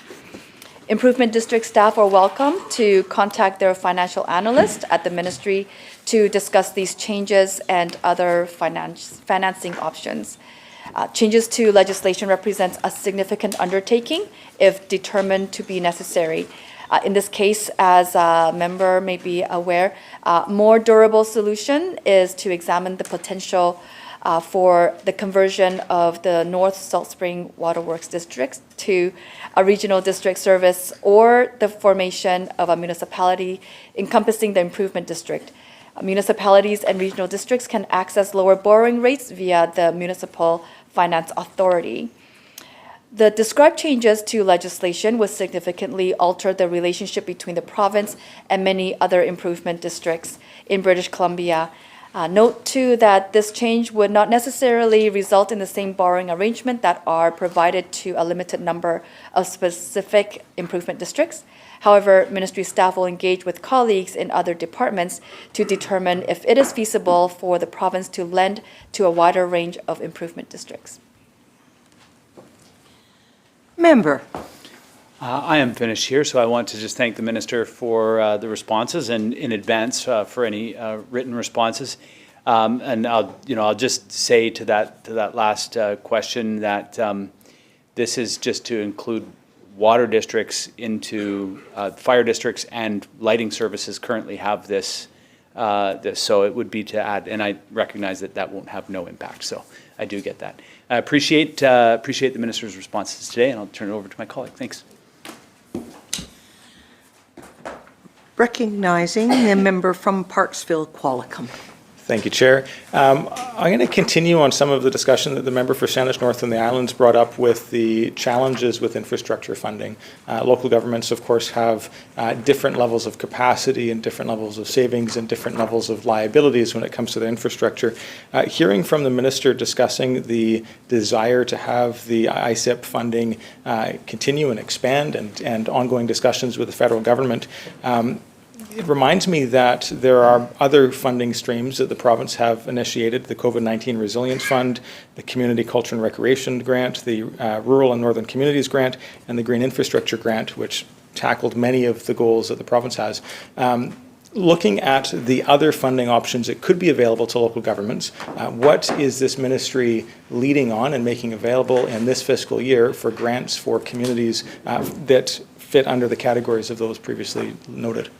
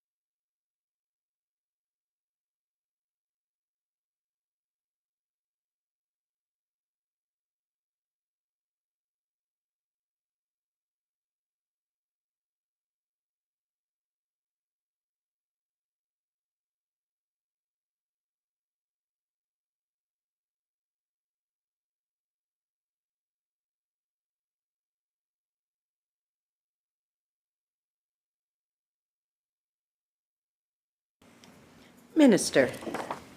Thank you, Chair, and thank you so much to the member across for that question.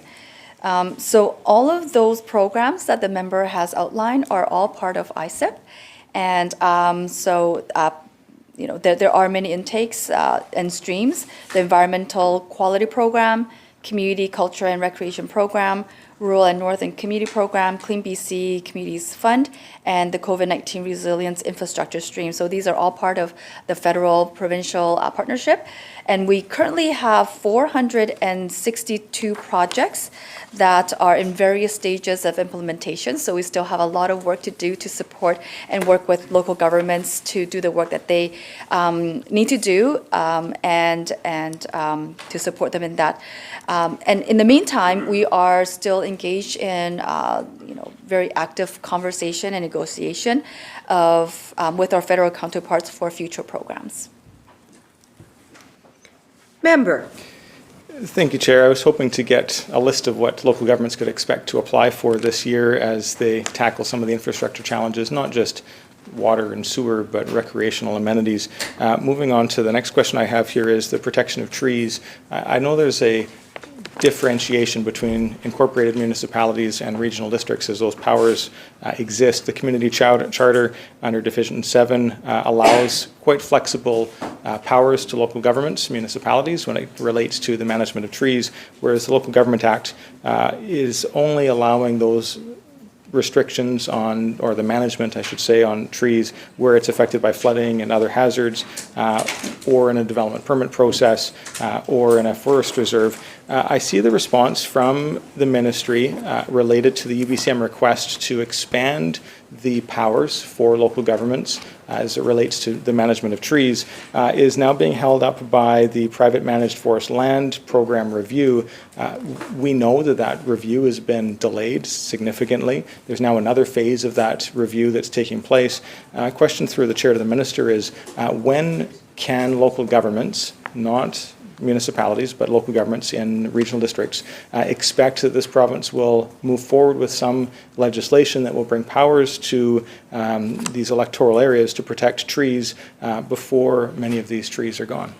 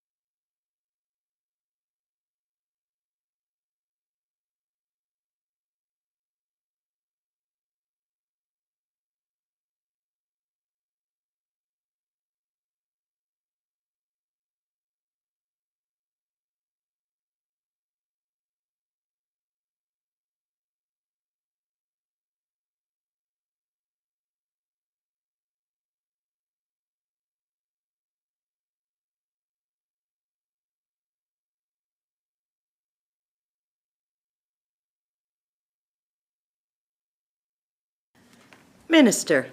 Thank you, Chair, and through you to the member. When the province provided the authority in the community charter to municipalities, the decision was not extend the authority to regional districts or island trust, was specifically reviewed and considered. The municipal authority is primarily aimed at trees in urban settings and does not include the regulation of other forestry activities on private land. Although they may use their development permit area and tree cutting permit area authority to restrict tree cutting under certain circumstances, they may not regulate trees broadly. Neither municipalities nor regional districts may use their zoning authorities to regulate tree cutting, since it is not considered a land use per se, but an activity incidental to ownership of land. However, we will follow up with forestry on the review. Member. Thank you, Chair. I think I heard the minister saying that local government doesn't have the authority to regulate trees, and yet that section of the community charter is used by many local governments to do exactly that, regulate trees. In the town of Qualicum Beach, there's a bylaw, you get 1 tree per year. Obviously, the community charter does not allow for that power to restrict density, but there are powers in a municipality that don't exist in a local government. The question was, when is it that local governments can expect that this request that they have be brought forward, recognizing, of course, that in the community charter, as the minister stated, the private managed forest lands and lands under the Forest Act are exempt from these rules regardless. So the request, I think, from UBCM is not to manage forest activities, logging activities, but in many communities, electoral areas, we have a very urban population. People in Parksville, Qualicum, and many other parts of this province, especially around Saanich and some other areas that are not incorporated. When you're driving through, you would have no idea that this subdivision is in a municipality and this one is not.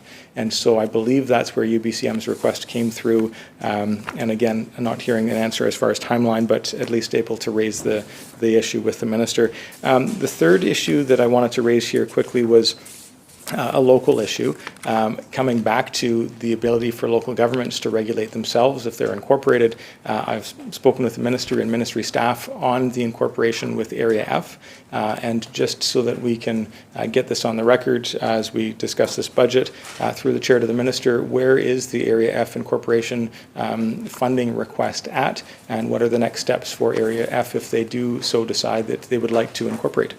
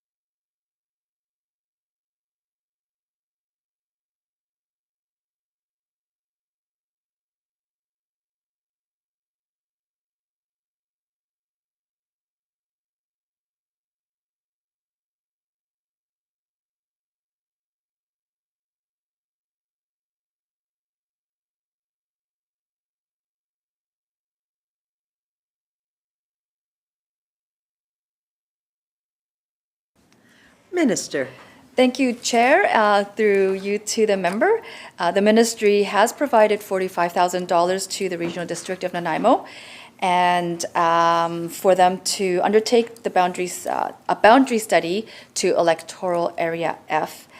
Such a study would determine any viable geography within the electoral area that would benefit an incorporation study and provide opportunities for additional public engagement to bolster the findings of the governance study. The R&D is also prepared to contribute funds towards this study to ensure that it is successful. And I've just confirmed with staff that we sent them a letter today, and they have received it. Member. Thank you, Chair. That will make them happy, so I appreciate that, and I can follow up with my local rep there. One of the other things that is not from this ministry, it's actually the Ministry of Citizen Services, but I understand it overlaps with this ministry, is the Connecting Communities British Columbia funding opportunity for broadband activities across BC. Even though Parksville Qualicum is considered more of an urban area, maybe not like the Lower Mainland, but more urban than some, we still have rural neighborhoods that still do not have access to high-speed internet. I recognize this is a citizen services portfolio, but I was suggested to come and speak to this ministry about the process. If a constituent does not have high-speed internet and they are in a rural area, what is the process for them to advocate to be brought in under one of these grant funding opportunities so they can be provided with high-speed internet?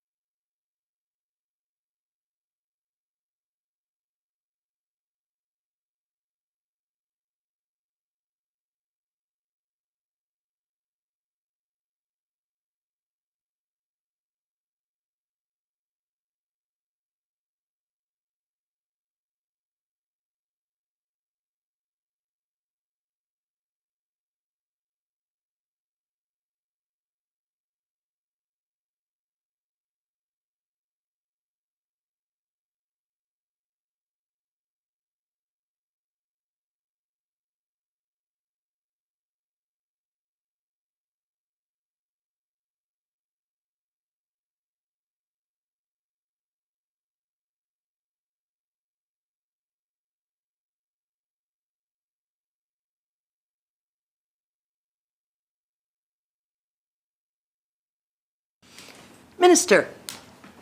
Thank you, Chair. It's well noted through you to the member. Thank you so much for raising this issue. High-speed internet is very important to everyone and all sectors, and so government is working hard to get to the last mile. And he is correct through you, Chair, that this would be a question better directed at the Ministry of Citizen Services. Member. Thank you, Chair. The minister sent me here, but that's fine. I can get that answer in writing through this process. I recognize that we're time here, and I don't want to push this ministry over to the next day. I had two other points that I'm hoping maybe the minister can just provide some written response on. One was the settlement services funding has got a dramatic increase. Having met with some of these offices last summer, it's incredible the work they do, and I'd just like to better understand how that funding lift, which is substantial, was reached to, and what the ministry is hoping to accomplish by that, and even perhaps if there's any metrics associated with it. I fully support the funding for that, and I think it's a good initiative. And I guess I had some other questions about the provincial nominee program, but that's going to take more time. So I just want to thank the minister and her staff for making time available here today and the incredible work that they do. Thank you, Madam Chair.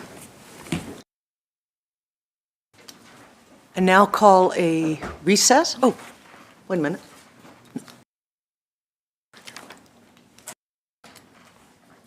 Take that back. Seeing no further questions, I ask the minister if they'd like to make any closing remarks. Thank you, Chair, and I want to thank all the members across the way for asking their questions.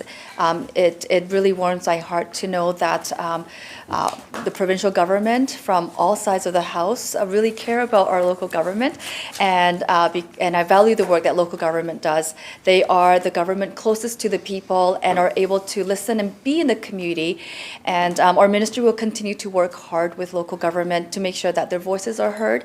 I have been hearing from members across the way and local governments that they have great needs in their aging infrastructure. And our ministry will continue to work hard with the federal government in making sure that we have, a next version of the Investing in Canada Infrastructure funding. Our ministry also works very hard on the BC PNP program, and we will make sure that we get a written response to the member across the way. Our BC Settlement Services, we're very proud of the work that they do and the local nonprofit organizations that support us on the ground. And BC PNP is also, the economic driver that we have here in addressing our labor gaps in British Columbia. So very proud of that as well. I know we didn't get a chance to talk about libraries today, but I know it is a passion of many of the members across the way. So I will be happy to have written responses for members as well. So thank you so much. I'm very proud, and thank you so much to my staff for being amazing supports, not only today, but to all the programmings that we have throughout the year. As you can see, we have so much programmings out there, a lot of investments into the community that are still underway, and we are very committed to working our best with local governments to help them be as successful as they can. Thank you. Didn't work. Thank you, Minister. Thank you, all members. And seeing no further questions, I will now call the vote. Shall vote 40 pass? Aye. Motion is carried. Thank you, members. At this time, we will have a 7.5-minute break. So that brings us back at 6:08 on my watch, precisely, at which point, hopefully, the Minister of the Environment will be here to carry on with his work. Thank you so much.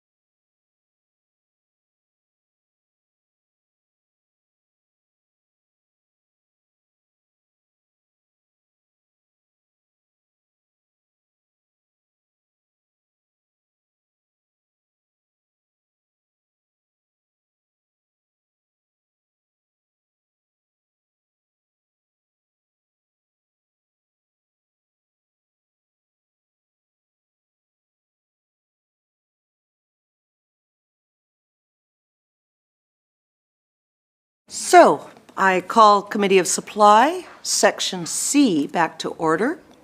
We are meeting at this time to consider the budget estimates of the Ministry of Environment and Climate Change Strategy, and I now recognize the Minister to move the vote. Thank you very much, Chair. Resolved that a sum not exceeding $188,053,000 be granted to His Majesty to defray the expenses of the Ministry of Environment and Climate Change Strategy, Ministry Operations. Minister, do you have any opening remarks? I do. I think I have about 50 pages here. I'll try to work my way through them. So first of all, I'd like to acknowledge that we're gathered on the territory of the Lekwungen-speaking people and the Esquimalt and Songhees First Nations, and I want to introduce the staff that will be supporting me through this discussion and who support me, in fact, every day. My Deputy Minister, Kevin Jardin, Laurel Nash, who's at the back of the room, Assistant Deputy Minister of the Environmental Protection Division, Jeremy Hewitt, also at the back, the Assistant Deputy Minister for the Climate Action Secretariat, Jim Standen, Assistant Deputy Minister of the Conservation and Recreation Division, Chris Trumpy, Assistant Deputy Minister of the Operations Division of the Environmental Assessment Office. Amy Avila will be joining us at some point, but not here today. She's the Executive Lead for Strategic Services, and Ranbir Parmar behind me is Assistant Deputy Minister and Executive Financial Officer. And I want to begin by offering my sincere appreciation for all of the people in this legislature who support us, the staff, MLAs from all parties, people from the clerk's office, all the people who chair committees like this. It really does make this whole place work, and it's much appreciated. And of course, especially people in my ministry who support me every day and put up with the many questions I ask them about the policies we're developing. As I look back over the last 7 years, I'm quite proud of many of the steps we've taken in the ministry and across government. I'm encouraged with the path that we're on to ensure that we protect our natural environment, not just in my ministry, and many ministries for generations to come. And I continue to see that we're challenged by the effects of climate change, whether it's droughts, floods, extreme heat, wildfires, which is why the work we do in the Climate Action Secretariat, as well as the new Ministry of Emergency Management and Climate Readiness, is so important. I'm also aware that global inflation is challenging people in ways that we haven't seen for a number of years, and that's why we're taking actions in a variety of ways to build a strong, inclusive, and clean economy that will work for everyone. In our ministry, as part of our climate programs, even though many of the programs are administered outside of the policy in other ministries, some of the things that we're doing that will make a difference for people is offering rebates on heat pumps so that they can have heating and cooling in their homes that make them more comfortable and that ultimately cost them far less money. We're trying to make the switch to electric vehicles possible by rebates that are geared to people's income that can help them make the switch they want to make, both for the long-term affordability of electric vehicles over the life of the vehicle, often fully repaying any price difference that currently exists but won't for long within 2 to 3 years, and also doing their part to lower emissions and improve air quality. And of course, charging stations is an important part of that. We continue to work across government and in my ministry for many ways to help people with the cost of living. And the Clean BC Roadmap to 2030 is a strong climate action that we need to make progress, both in protecting us and everyone else on the planet against further ravages of climate change, as well as many programs and policies that make life better for people, that ultimately make life more affordable for people, and that build a clean, diverse economy for our kids and their kids into the future, because we are always transitioning the economy, and we've known for a decade now that we need to be more sustainable, particularly with respect to climate. So the Climate Change Accountability Report for this year, or actually 2023, shows that we are making substantial progress. It shows that emissions are down 5% from 2018, which is the year that our Clean BC plan was released, even though we didn't begin to really implement many of the measures in that plan until 2019. We have a whole array of current and future actions that are on track to help us achieve almost our complete climate target by 2030. We're showing about 96%, but we've always known that it's an iterative process, and when we give our report every year, we see areas where we are doing really well and we want to amplify those, or areas where we need to work a little harder. So we're going to continue to accelerate those policies. Some of the things that have been successful: we now have a 50% decrease in methane emissions from oil and gas, which has already surpassed our 2025 target of 45%, and it puts us on a strong path toward a 75% reduction by 2030. Our sales of zero-emission vehicles continues to be the highest in Canada, with 22.9% of all new sales so far in 2023. It's progressing us well toward our target of 26% by 2026. It's leading in Canada, and we go back and forth like this with California on a per capita basis. We have a friendly rivalry, and frankly, both jurisdictions are doing very well. We've grown our public charging network by 24%, and we remain one of the largest public charging networks in Canada. We've given more than 13,000 Clean BC rebates for residential retrofits in 2023, including 6,000 incentives to make heat pumps more affordable, for an 84% increase from the previous year. People can save as much as $14,300 on equipment and installation by combining a provincial sales tax exemption with provincial, federal, and municipal top-up and rebate programs. That is substantial. And Budget 2024 reaffirms our commitment to climate action, including $318 million to continue to lower emissions through clean transportation, energy-efficient buildings and communities, and support for the transition to a low-carbon economy. $93 million will help people and communities reduce emissions, $40 million for additional heat pump rebates for households with low and middle income, $20 million for active transportation grants to communities, $30 million to continue the implementation of electric vehicle public charging infrastructure, and $3 million to support youth involvement in climate action initiatives. While we're making great progress, we all agree that to make true progress on climate change, the economy and the environment need to be seen together, need to go hand in hand, and that's why I referenced building a clean economy.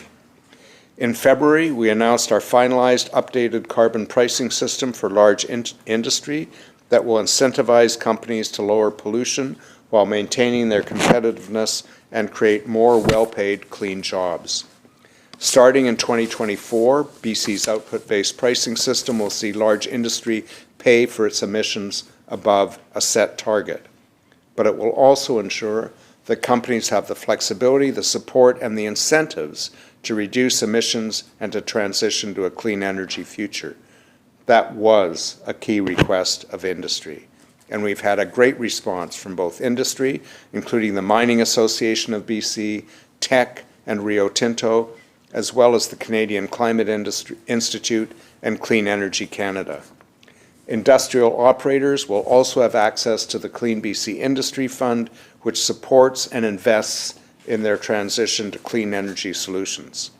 So far, we've invested $215 million back into industry and reduced almost 9 million tons of carbon emissions, and the fund will be open for new applications this spring.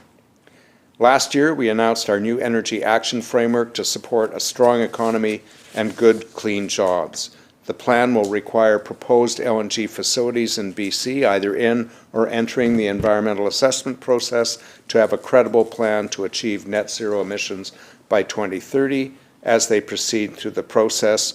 We also announced a cap on oil and gas emissions in the oil and gas sector, in carbon emissions in the oil and gas sector in order to align with our 2030 sectoral target. Another key mandate of the ministry is to make sure the environment is protected, clean, safe, and resilient, because that's what British Columbians want. Our Clean Coast, Clean Waters initiative partners with communities to clean our coastlines, remove plastic waste, derelict vessels, and other harmful debris. The initiative protects our marine environment, it creates jobs, it fosters economic recovery, and was critical during COVID and coastal communities, all while aligning with the Clean BC Plastics Action Plan and our commitment to a healthier future. The Clean BC Plastics Action Plan itself is a crucial step toward reducing waste from plastics and single-use items, building a cleaner future for British Columbians that they told us overwhelmingly they wanted. It tackles plastic pollution by phasing out this kind of waste. It will protect our environment, encourage innovation, clean jobs, and help people make sustainable choices. We've also increased grants through the Community Wood Smoke Reduction Program, which will help people breathe healthier air in their homes and in their communities. In partnership with the BC Lung Foundation, our government will provide $240,000 in rebates this year to help replace 350 wood stoves with cleaner alternatives, including heat pumps. Rebates will be up to $3,000. I also want to talk briefly about BC Parks. We've seen a great uptake in interest, both from new immigrants to British Columbia as well as people who've been here for a while, in getting out in nature. It really ramped up during COVID. People want both the mental and physical health of being outside, so we continue to improve our parks and recreation sites. They're a source of joy for millions of people. Since 2017, we've added more than 1,800 new campsites to BC parks and recreation sites in the regions with the highest demand: the Lower Mainland, Thompson Okanagan, Kootenay Rockies, and Mount Robson. And of these campsites, 500 are located in Lower Mainland parks, including Cultus Lake, Golden Ears, Chilliwack Lake, Stiwamus Chief, and Garibaldi, with another 40 campsites under construction this coming year. And since the journey for many people seeking outdoor experiences begin online, we've revamped our BC Parks website and reservation system entirely, and since we've done that, people have found it easy to use, intuitive, with lots more information than the old website, about which they regularly complained, and I'm very happy to report those complaints are no longer coming in. So the reservation system was designed with input from campers, park operators, and other service organizations. And last year, we introduced the new Notify Me feature, which lets people choose up to 5 parks or areas that may be full when they're trying to book, so they can be notified if a reservation is canceled and they can book the place they want. In October 2021, we announced $21.5 million for new campsites, trails, and better facilities, including more accessibility options. We want a more inclusive experience. And in 2022, we constructed a new fully serviced 90-site campground in EC Manning Park. The project is the first of its kind, offering sites with hookups for water, sewer, and electricity. We've also established 3 new conservancies, including Sanuna Conservancy, Tenthetla Conservancy, and Nkomaplu Conservancy. Through the land acquisition program, we've acquired nearly 1,200 hectares of private land to add to parks and protected areas. And finally, I just want to touch on the Environmental Assessment Office, which plays a critical role in ensuring projects in our province are sustainable and benefit both British Columbians without harming the environment we depend on.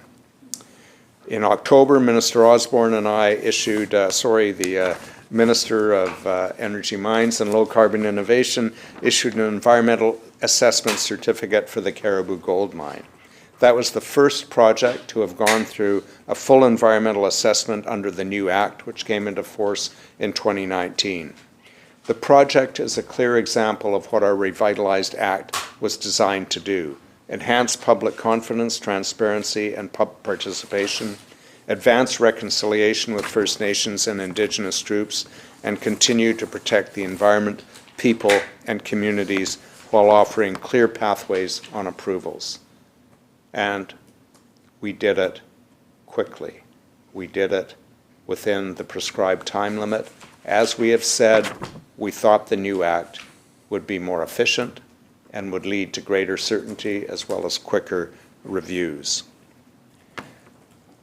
One of the things we've also done, because many of the projects are proposing large work camps near existing communities, is to consider ways to reduce the impacts from a large influx of workers on the community, and particularly on specific groups, including by gender. So for the wood fiber LNG project, we heard considerable concern from the community about the potential effects of the work camp on the district of Squamish, because the project is very close to a small town. In response, for the first time, we've required a gender and cultural safety plan, which is set to become standard practice for future projects with large work camps. It supports BC's gender-based violence action plan and is a concrete example of work that responds to violence against women, girls, and gender-diverse people. In 2023, we also signed a second consent agreement with the Tahltan Nation on the Red Chris project that will guide how we move forward on proposed projects on their land. The work that the EAO is doing is some of the best in the country and is noted around the world for leading steps to reconciliation and incorporating the principles of the UN Declaration on the Rights of Indigenous People.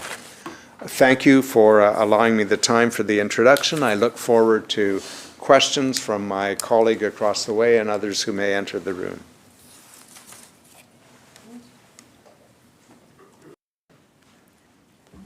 Did you see the slip? And with that, Chair, I move that the committee rise, report resolution and completion of the estimates of the Ministry of Municipal Affairs and report progress on the Ministry of Environment and Climate Change strategy, and ask leave to sit again. You've heard the question. All those in favor say aye. Aye. Any opposed? Thank you. This committee is adjourned.